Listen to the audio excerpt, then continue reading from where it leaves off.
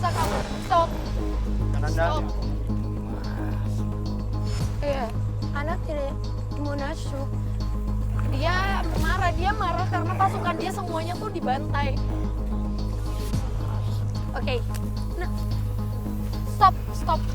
Kalau ingin komunikasi, iya, dia ngasih tahu kalau semua pasukannya itu dipenggal di depan dia dan semuanya itu memang dibariskan.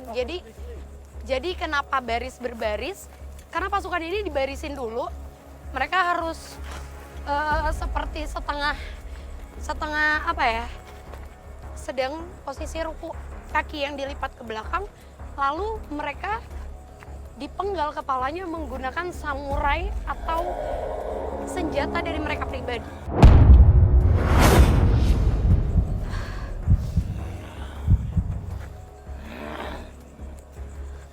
Dia nunjuk ke arah pasukan pribumi kita atau orang-orang kita yang dulu memang mereka membantai, mereka beramai-ramai membantai, menarik para prajurit itu keluar dari gerbong keretanya. Jadi dipaksa untuk keluar dari gerbong, lalu ditundukkan dengan cara dihabisi menggunakan senjata mereka masing-masing. Dan ini adalah Jenderal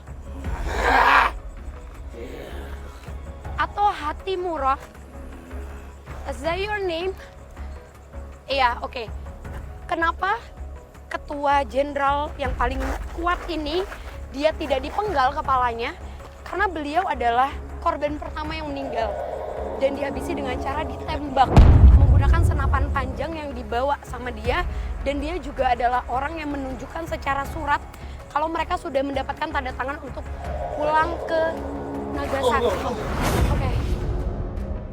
Tak mampu dipungkiri apa yang dialami saat penelusuran seolah membenarkan kesaksian salah satu penjaga area bekas lingkungan pabrik yang dengan mata telanjang menyaksikan puluhan tentara Jepang tanpa kepala berbaris dipimpin oleh satu sosok yang masih memiliki kepala. Itu sekitar jam 1:30 dah, noleh orang Jepang baris.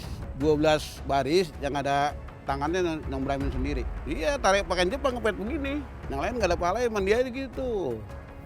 Beramben. Oke pemirsa, keadaan juga udah membaik lagi ya. Siap. Tapi kenapa sih Kananda tadi tuh apa sosoknya yang masuk ke Kananda itu? Pada saat saya posisinya begini, tiba-tiba dia itu kayak megang kepala saya. Oke. Kayak posisinya kepala ini Ditarik gitu ya? Gini kan. Oke. Saya kaget-kagetnya itu pada saat itu. Dan matanya itu betul-betul sinis banget kita. Sangat sinis banget. Tadi juga mungkin kambil dari gambar ya, dimana Kananda itu kan tadi ketarik kenceng banget. Terus aku berusaha nahan, tapi ternyata malah kebanting kan. Dan ini masih sakit, tapi emang belum tuntas ceritanya karena memang sebenarnya ada satu titik yang mendekati di mana para tentara ini tuh dihabisi. Tapi kayaknya mungkin untuk dapat lebih lengkap ceritanya kita mendekat ke arah sana dulu. Boleh. Meski dalam kondisi cedera yang dialami Frisly, kami pun melanjutkan penelusuran ke titik terdekat yang disinyalir sebagai tempat pembantaian puluhan tentara Jepang. Agar penelusuran malam ini tuntas menguak cerita di balik peristiwa kelam. Nah gini, Fasya sama Visi, di belakang kita itu adalah tempat pembuangan kepala-kepala yang pasukan-pasukan Jepang pada saat itu. Iya. Di belakang itu. Nah, di situ pun juga ada salah satu monumen yang bisa dibilang dibikin untuk menandai tempat ini. Ada suara Ya, tawa ya? ketawa gitu. Melengking kan. Iya, melengking. Karena emang ya itu mungkin karena kita nggak bisa ke monumen itu kali ya, jadi mereka berusaha untuk nunjukin kalau eksistensinya mereka itu ada di sekitar Betul banget. kita. Dan unik, bukan uniknya ya, di bawah monumen itu ada salah satu goa yang mungkin dulunya sebagai akses jalannya pasukan-pasukan Iya. Jepang pada saat itu. Persembunyian ya Betul sebenarnya banget. itu. Dan aku juga menambahkan sebenarnya kenapa terbentuknya monumen di belakang itu pada saat kejadian naas. Tragedi berdarah ini terjadi di 18 Oktober. Dan setelah semua lebih dari 95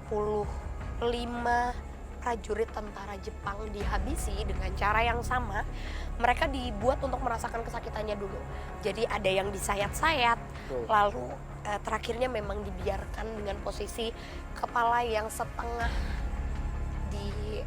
kayak Potong ya. kayak dipotong, dan ada juga yang sampai dipotong habis dan kepalanya itu dibuang di kali. ya di sana. Dan monumen di belakang itu tanda perdamaian antara negara kita dengan negara Nagasaki. Memang sudah ditandatangani oleh presiden kita kalau mereka diizinkan untuk pulang ke negaranya.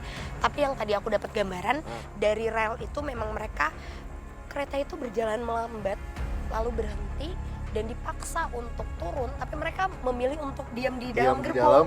Akhirnya secara paksa orang kita untuk masuk ke dalam sana dan menarik para prajurit itu, gitu sih Fasya. Jadi kalau ditanya kenapa tempat ini benar-benar punya cerita yang kelam, karena lebih dari 95 badan para prajurit atau tentara Jepang, dari mulai mereka yang memang salah atau tidak bersalah, dihabisi dengan cara yang keji gitu di tanah sekitar sini, gitu sih Fasya. Oke deh, kalau gitu kita lanjut cari tempat untuk uji berani kali ya, karena Mungkin visi kan kondisinya begini, jadi kita berdua aja kali pas ya. boleh. Ya, Jadi visi supaya ya istirahat dulu. Aman? Pelan-pelan Kak. Kami pun memilih salah satu bangunan yang masih tersisa meski sudah sangat terbengkalai sebagai lokasi uji berani malam ini. nanti ada sosok penampakan yang mulai menampaki via sini, pintu sini, toilet, Oke. apalagi samping situ. Oke deh, kalau gitu langsung kita jemput sobat uji berani kita ya. Siap. By the way, pemirsa, sebelumnya Frisly nggak hadir di sini karena Kak Frisly juga kakinya masih harus Masih diobati pengobatan, ya. Let's Iya. go. Aduh, ini sih. Oke, sobat deg-degan, sekarang kita sudah bersama sahabat uji berani kita pada malam hari ini. Nah, sebelumnya boleh perkenalkan namanya Kak? Bisa, nama saya Natasha, Kak, umurnya, 23 tahun, pekerjaannya? sebagai modeling dan entertainment. Oke, nah motivasi kakak untuk ikut uji berani pada malam hari ini itu apa? Karena di sini katanya sih tempat penjagalan tentara Jepang ya, jadi saya mau membuktikan bahwa benarkah tempat ini seangker itu, kayak gitu sih. Oke Kak, sebelumnya di samping aku nih udah ada 3 kotak yang udah disiapin sama tim. Oke. Kakak harus milih di antara ketiga kotak ini yang dimana isinya itu ada instruksi apa yang harus kakak lakukan ketika kakak melakukan uji berani pada malam hari ini. Kotak nomor berapa?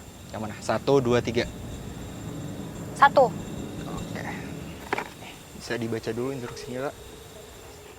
Menyisir rambut selama uji berani berlangsung. Oke Kak Natasha, sekarang tim kami akan memberikan perlengkapan Kak Natasha untuk uji berani. Silakan.